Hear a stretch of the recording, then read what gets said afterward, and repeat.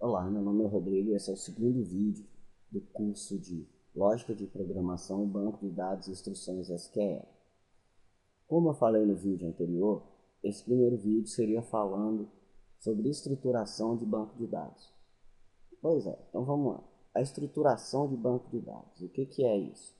É você começar a desenhar o seu banco de dados. Você desenha ele num papel, igual no meu caso, que eu desenho no Excel. Existem vários programas, como o BR Modelo, entre vários outros, que a gente pode fazer isso. O Asta, isso ajuda a você ter uma ideia do que você vai precisar no seu programa e o que vai acontecer dentro do seu programa no banco de dados, ok? Em primeiro lugar, o que é um banco de dados? O banco de dados são várias tabelas, como aqui eu tenho a tabela usuários, funcionários, dados do funcionário, função, produtos, compras, vendas, clientes, dados do clientes, entre outras coisas, que vão armazenar esses dados, fazendo com que o sistema calcule todas as probabilidades e funções que você precisar dentro desse banco de dados, gerando uma informação para você. O sistema ele puxa as informações e calcula isso. Tá? Em cada tabela, a gente coloca as informações necessárias para aquele serviço. Eu vou explicar mais ou menos aqui o que foi feito nesse desenho aqui. Isso aqui é um desenho base, que ao longo do curso, lógico, nós vamos acrescentar algumas coisas e retirar talvez algumas coisas para fazer o software ficar mais atrativo e mais funcional. Aqui é a base para que eu possa começar a desenvolver o sistema. Sem esse banco de dados eu não tenho como começar a desenvolver o sistema. A ideia, o jeito certo de se desenvolver um sistema é assim, tendo uma ideia do banco de dados e ali, se for preciso, você vai alterar algumas coisas durante o procedimento. Ok? Então vamos lá. Aqui eu tenho uma tabela chamada usuários. A tabela usuários vai ter o código do funcionário, a matrícula, o nome, a senha e o nível de acesso dele. Porque um funcionário, se for, por exemplo, um vendedor, ele não pode ter acesso aos dados, por exemplo, de contabilidade da empresa. Então ele não vai ver o que vai acontecer na contabilidade. Não vai poder ver salários de outros funcionários, outras coisas desse jeito. Então essa tabela aqui é só para acesso a isso. Quando abre o sistema, vai vir uma tela de login. E nessa tela de login vai ser nessa tabela do banco de dados que vai estar as informações que ele vai buscar para liberar o acesso às áreas que ele tem. O nível é exatamente para isso.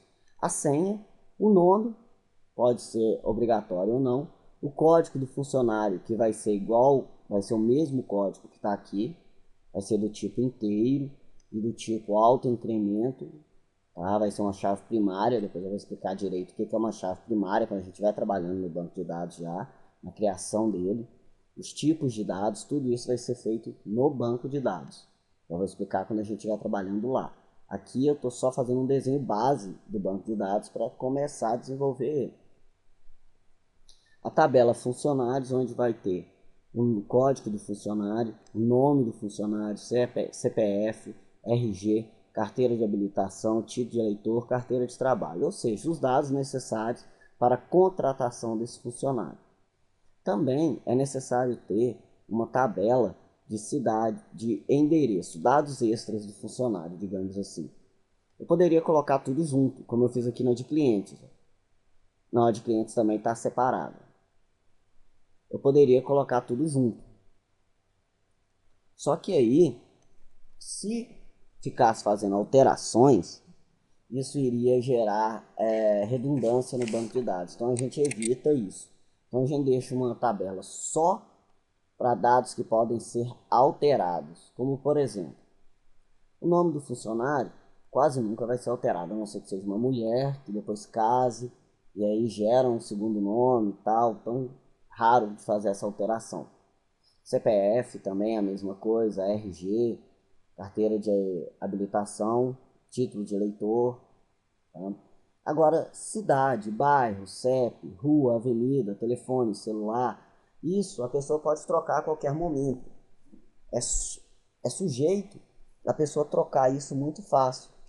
Ah, não, vou trocar de operador, então eu troco o telefone. Então eu só vou mexer nessa tabela. Aqui vai ter todas as informações daqui para cá. Ó. Como que eu faço isso? Através de uma chave primária. Chave primária é o código do funcionário aqui, que também vai ser incrementado aqui. Então aqui eu vou ter, além de ter tudo isso, ainda venho e adiciono aqui este campo, ó, código do funcionário. O código do funcionário que tiver ali vai ser o mesmo que vem para cá. Ele é único. Então ele se liga. Eu sei que, vamos supor que esse funcionário tem o código 1. Então tudo aqui vai ter também o código 1. Você evita redundância. O que é redundância? Dados duplicados no banco de dados. Evita duplicação de dados. Ok? Então aqui vai ser para isso. Dados do funcionário vai ser para registrar esses dados. Lógico que aqui a gente ainda vai aumentar. Vai colocar aqui complemento. Vai colocar outras coisas aqui de acordo com a necessidade. Isso aqui é só uma base, para a gente ter uma ideia. Aqui a função do funcionário. Automaticamente, essa aqui é uma tabela somente de função. Tá? Não é uma tabela em que o funcionário vai entrar. Essa aqui é uma tabela extra, ela vai estar fora. Ela vai ser só para registrar as funções. Não vai registrar mais nada. Com isso, a gente vai gerar uma tabela aqui no meio dessas duas para fazer os dados do funcionário se juntarem com a função.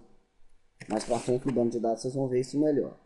Fazendo isso, quando eu puxar alguma coisa do funcionário, eu já puxo automaticamente a função dele. Eu não preciso, para cada funcionário que eu contratar, adicionar uma nova função, fazer alguma coisa. Eu já vou ter as funções pré-cadastradas, onde ela faz todo esse serviço já automaticamente. Ok? Aqui a tabela de produtos, onde vai ter o nome do produto, o código e tal. Isso é um cadastro dos produtos.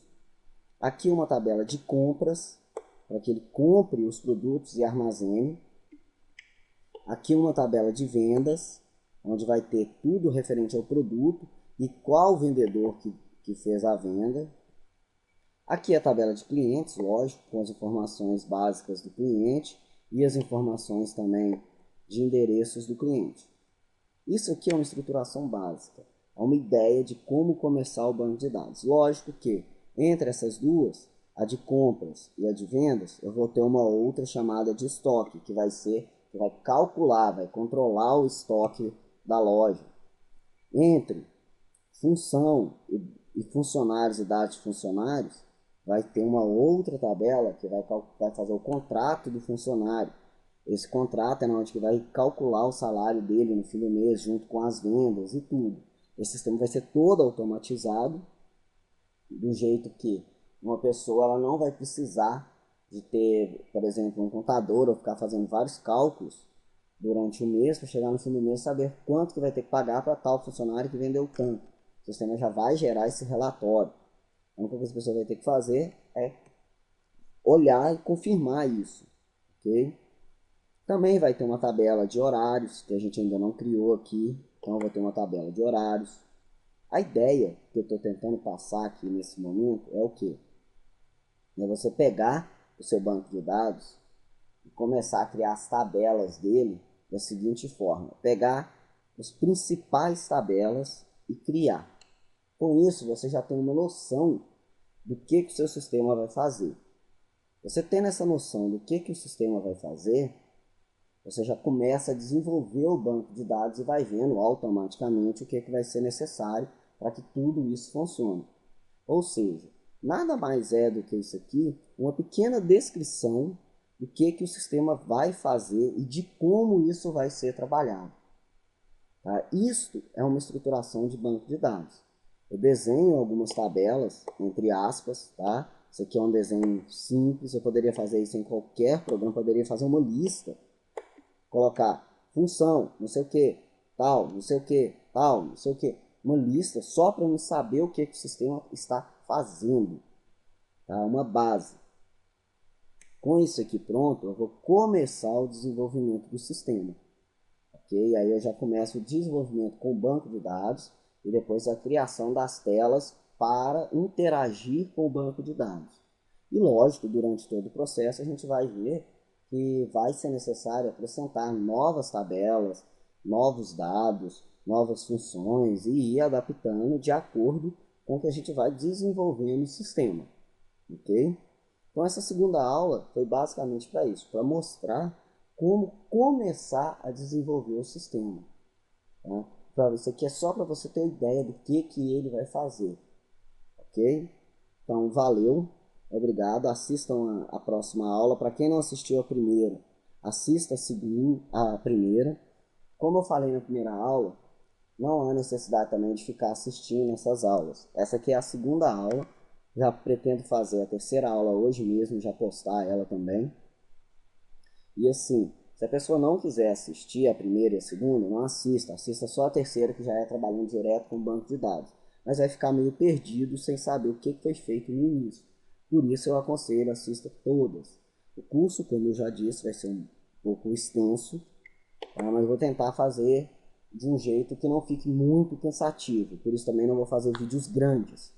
Vou fazer vídeos mais curtos, mas que não fique cansativo, ok? Então, valeu, obrigado. Assistam a próxima aula aí no meu canal.